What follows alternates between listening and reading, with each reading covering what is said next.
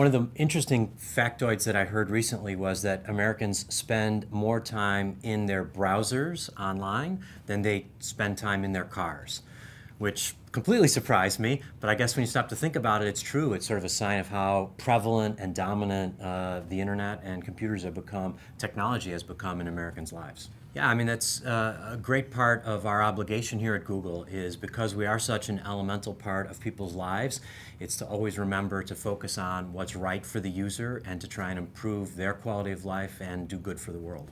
Yeah, I think what we try to do is design for the power user, but also make sure that what we design is useful and accessible, easily understood by everyone.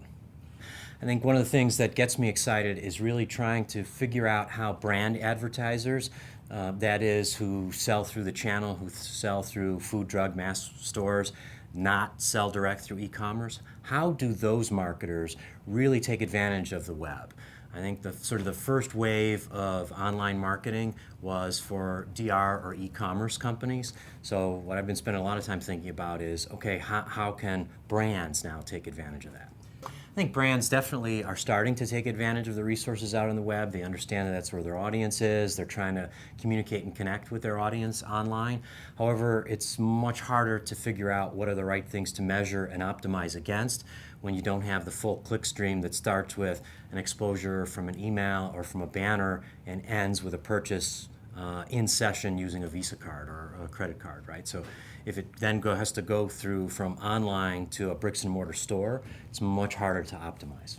I don't think that traditional brand marketers are slow or behind the times. I think, in fact, in many respects, they are leaders in understanding consumer behavior and deep consumer insights about their audience.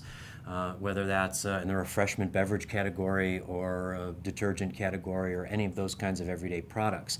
I think what we've been working together to try and figure out, and the challenge here is how do you change brand perceptions, how do you build a brand, how do you launch a brand that will be ultimately purchased or consumed in store offline, how do you build that brand online?